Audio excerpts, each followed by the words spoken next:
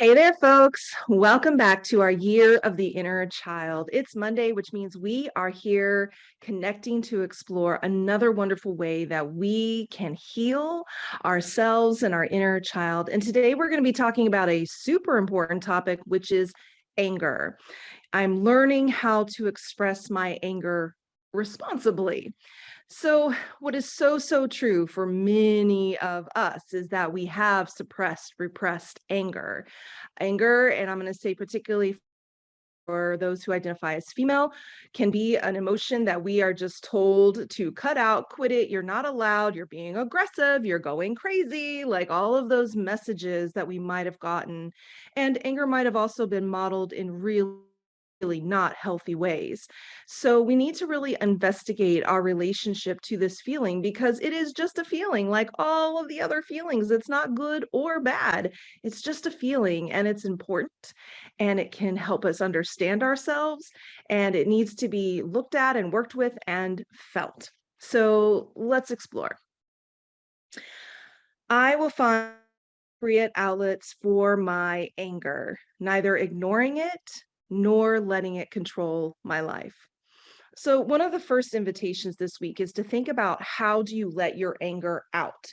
Okay, because what's really true, again, is that the feeling is just anger. There's nothing bad or wrong about the feeling. But how we express that feeling can get us into a little bit of trouble.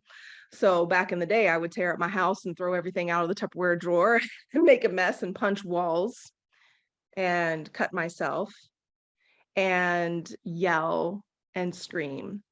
And, there are ways in which I express anger today where it can still get the best of me, but I've found more healthy ways to express that anger. So I'm doing that more often than not. And I've certainly left off all of those behaviors of punching things, breaking things, hurting myself, right, to get a release of that feeling. And so I do other things like get in the car and go for a drive.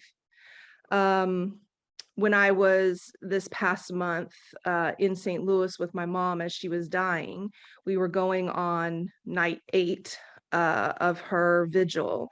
And there were a lot of emotions and there was a lot of stress and there was exhaustion, right? And I was going back to the house to get a shower and just take a breath.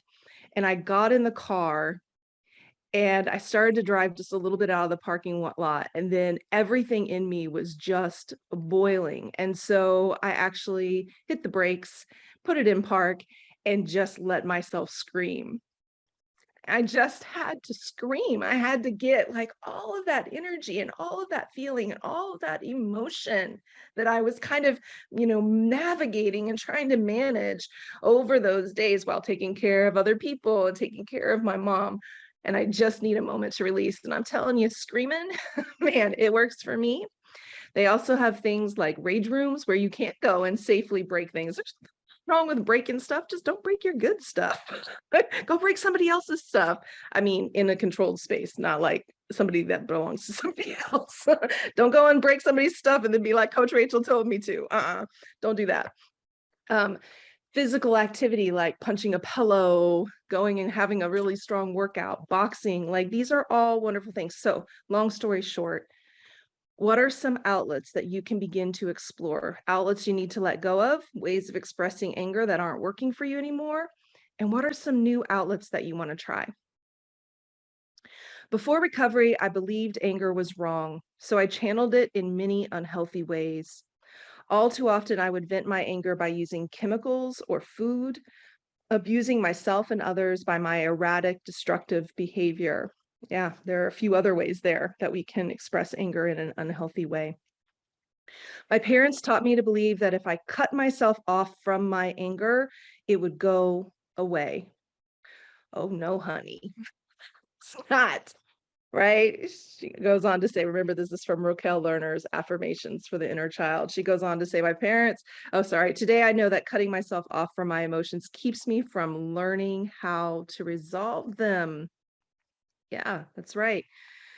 Whatever you suppress, repress, it's not going away. It's just going into a little storage container in your body, in your nervous system, and it will find a way to unlock itself and come out And most of the time, it does that in really destructive, unhealthy ways. Or if you're just holding it in your system, chronic fatigue, chronic stress.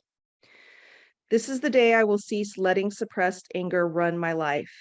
I will gently assist my child within to find responsible outlets for anger rather than having tantrums. I will not unjustly direct my anger toward my partner, my children, or my coworkers. Instead, I will turn to others for assistance and support. So, right on, y'all. That's the invitation for this week. Spend some time thinking about anger and how you express anger, the ways that you want to begin to work with that. And if you need some support around that, reach out. I'm here for you. You can also go over to rachelgrantcoaching.com/resources/anger and find some other great stuff there. And as always, I'm here any way I can be. And until next time, take good care of you.